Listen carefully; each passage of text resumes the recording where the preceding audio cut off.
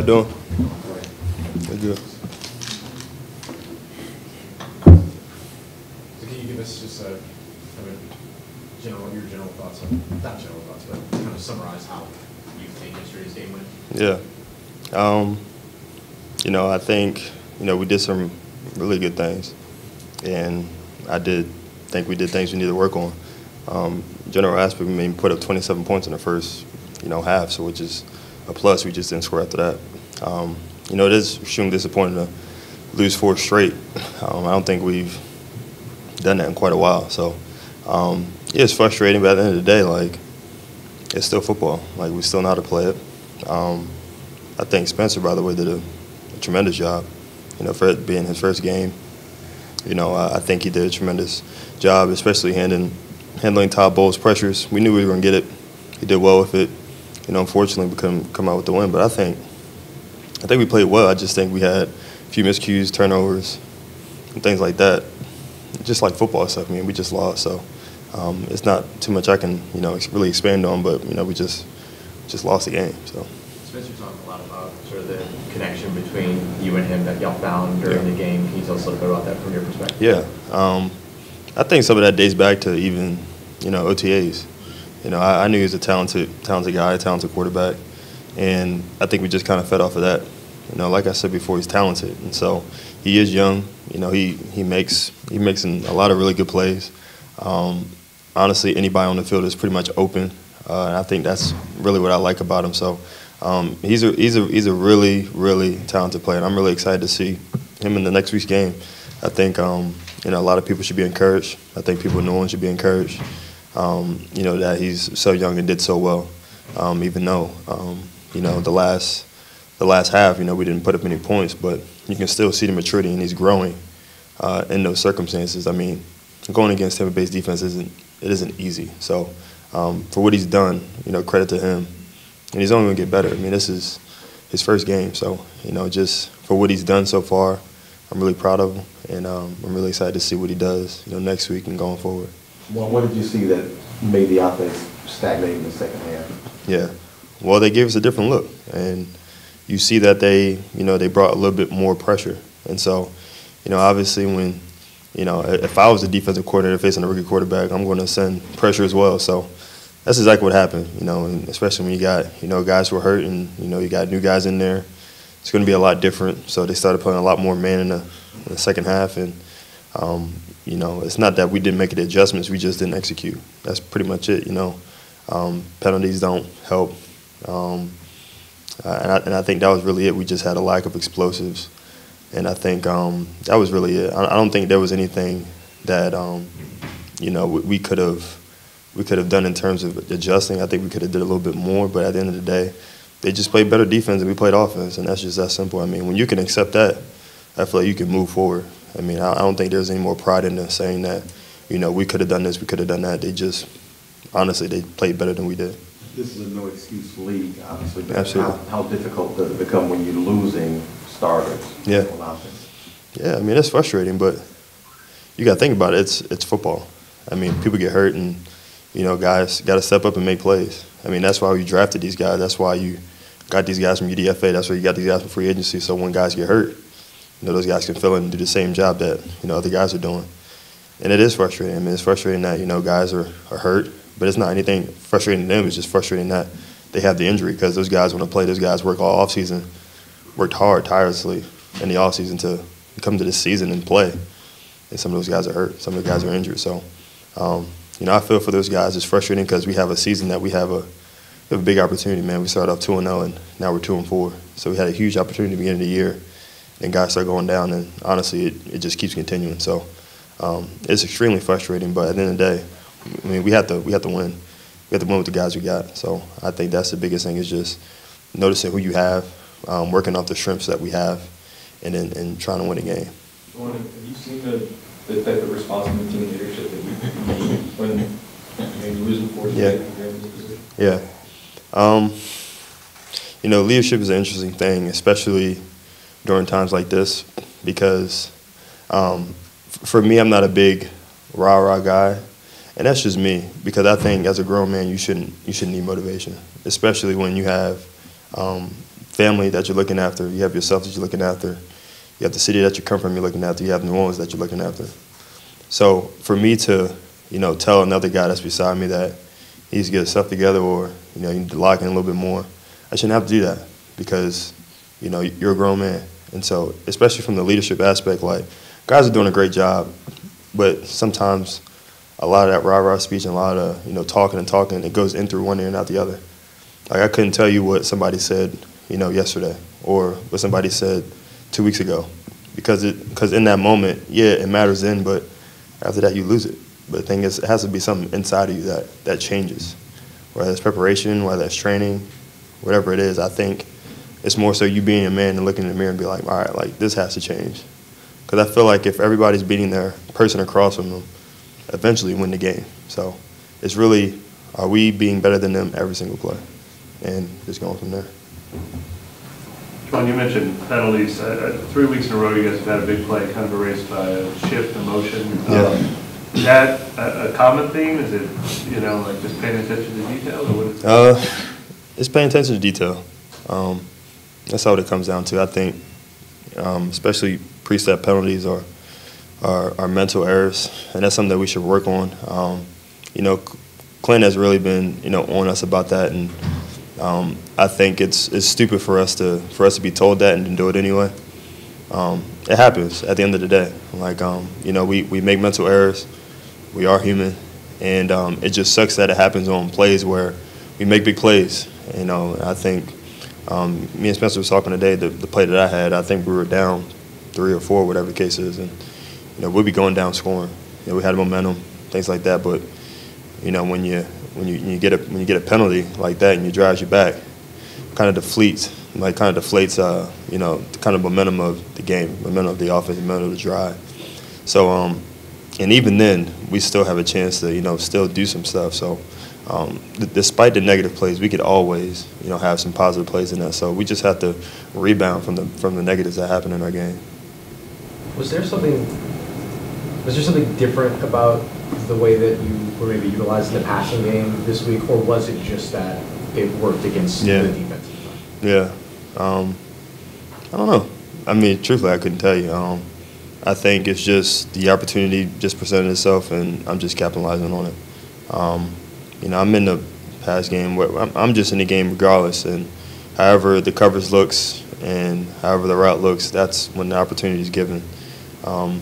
And also, I think, Spencer has a lot of trust in me as well. I think tight ends are, notoriously for being like security blankets. So I'm just trying to be that security blanket for him, whether that's getting a check down or making a play for him. I'm just trying to make plays so we can win. I mean, I think at the end of the day, I think everybody here wants us to win. So I think that's the biggest thing is just how could I get open? How could I make him feel comfortable, knowing that he's a young quarterback? He just needs somebody to look to be like, all right, this is somebody I can rely on. And I'm just trying to be that guy. Understanding you aren't a rah-rah guy, how does a team then get together to address problems if it's not a collective message? Yeah. Does there need to be a collective message, or how does that get addressed? Yeah, it's a good question. Yeah, and like I said, you have your guys who are going to have those conversations in a meeting or a group, or if someone were to host a players only meeting, like those things. I think those things are great, but internally, you really have to look into yourself and be like, all right, is this something that I'm really doing, and is this everything that I'm giving? Is this everything that I'm giving to the team? Is everything I'm giving to the organization, to the city? Those are things you have to, do yourself, and I think that's more the biggest thing of anything, because I like Riz's Coach Riz's motto, 111. I think if you're doing your part out of the 11 guys, and everybody's doing that exact same thing, I think you're going to have pretty good results. And so, and that's not just on the football field. That's in the film room. That's in recovery as well. I think that's just probably one of the biggest things that we have going. And I'm not saying guys aren't doing that, but it is also a reflection of the scoreboard as well. So we just have to, like Coach Riz says, we just have to do our 111. In the back, you scored 20 unanswered points early on in the game or in the second. Yeah. How do you revisit that moment and carry that into a few short days into the week? Yeah. you just have to take, the bad with the good and the good with the bad. I think, scoring those points, you're really seeing the shift. Like, you seen we were really upbeat, and you seen the team across the field, they were deflated. And I think when you kind of take your foot off the gas, which I wouldn't say we did, but there's a sort of relaxed state that we had that kind of allows them to get back into the game. And so our biggest thing, and it was the first 2 games of the season, we always started fast. And so when you started fast, it's like, man, like, all right, we can put up. I remember twice during those 2 games we won, I was like, we might actually put up 60 points. And I said that twice. And so that's us starting fast and us hitting on all cylinders. I think that's the biggest thing is just, I think it's the trust and the belief. And to be quite fair, I don't think we have that. And so I think if we could, like I said before, if we could look at ourselves and look in the mirror and say that we can do this, then we can. But if you don't think, if you have a doubt, then you're not going to. So I think carrying those 20 points that we've had into this week, I think it's the belief, and I think it's the preparation that we talked about before. You talk about everybody kind of believing that. Is your concern that the belief isn't showing up at the game, or is it the early adversity causes that belief? I think it's the belief in general. I mean, we're 2-4, we have injuries and stuff like that, and you kind of want to look back to, obviously the Kansas City Chiefs are a great team, but at some point in the past 5 years they were 3-5, and they ended up in the postseason and ended up in the Super Bowl. So you got to have, and it's good that you have examples like that around the league that, you've had a bad start, but it doesn't have to end that way, or have the course to be that way. And so, honestly, it's just belief. And I'm sure they have belief. I'm sure they had a little bit of doubt. At the end of the day, it just takes a player or two for everything to click. And be like, oh, we can do this, or we can rely on this guy, or we can rely on this player, or something like that. It's just a belief that we have. And so, once you have a belief, I feel like you can do a lot more than we think we can do. So, just that. And just with starting a rookie quarterback, his first debut and everything, how do you feel that impacts the potential for that belief? You mentioned being optimistic about it. Absolutely. And like I said, I have a ton of trust in Spencer. I think Spencer's very talented, and I don't think it's him that's even hindering us. I think it's, we're just in our own way of hindering ourselves. And like I said, that could be preparation, that could be nutrition, sleep, just like the little stuff. And so what are we doing to separate ourselves from or be better than what we were last week? And I think that's just the biggest thing. Like, can we sacrifice, these next 11 games so we can go do something big? Or are we just going to soak in our sorrows and being 2-4, or we're going to end the season like 2-15? So, like, let's not do that. Let's focus on the next week. DeMario says it best. He says rinse, wash, and repeat. I can't tell you, what that means again, but rinse, wash, and repeat, that's kind of the thing. It's just kind of like washing what we did last week and then, go into next week with a new mindset. So that's just the biggest thing, just going into a new week with a new mindset and just winning the game. Like, we just, as easy as it sounds, we just have to score more points than the other team. So, yeah. Along those lines, rinse, wash, and repeat. The first 2 weeks, things are building on themselves in all the right ways. You want things to keep going. Yeah. With these last 4 games, how do you make sure there's not any sort of here we go again mentality? Yeah. A little thing goes wrong. It becomes a big thing. It becomes more than one thing. Well, driving yourself insane is probably doing the same thing over and over again. So if we find ourselves, in the hole again, because honestly, we've been spotting teams like the past couple of weeks for some odd reason. It's just like, man, here we go. Like you said, here we go again. But if we be like, all right, just forget it. That's what it is. Like, let's just score like we did those 20 points that we did, and it was unanswered. And so kind of just having those memories in your mind that we can actually do it. We could actually spot a team 17 and come back, and now we can win a game instead of losing the lead and losing the game. But, it's going to be like for you seeing Sean on the opposite sideline. Yeah. Know that he was guiding that. Yeah. And had a part in giving you your opportunity. I mean, it's going to be great. I think, Sean is obviously a Hall of Fame coach. He's a great coach. But then again, he is an opposing coach. So, he's just in the way of what we're trying to do, whether that is, you know, the Tampa Bay coach or whether that's a Denver coach or whoever coach it is.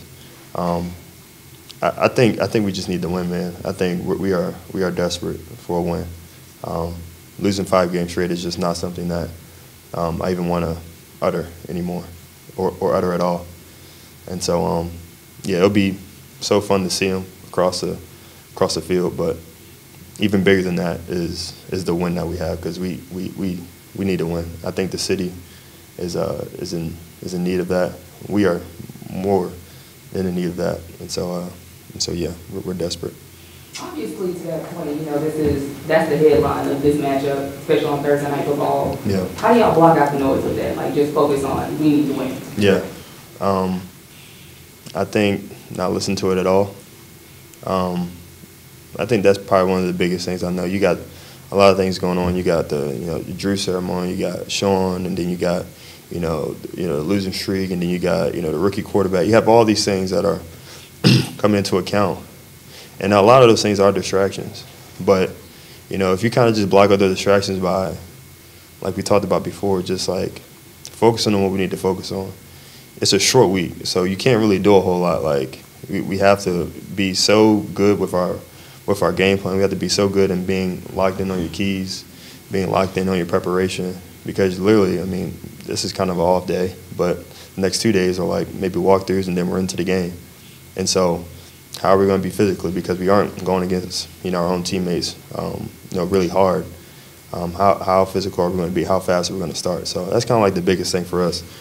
We just have to block out the noise. I mean, we have to. We literally have to. I mean, we don't want to put ourselves in a hole after this game.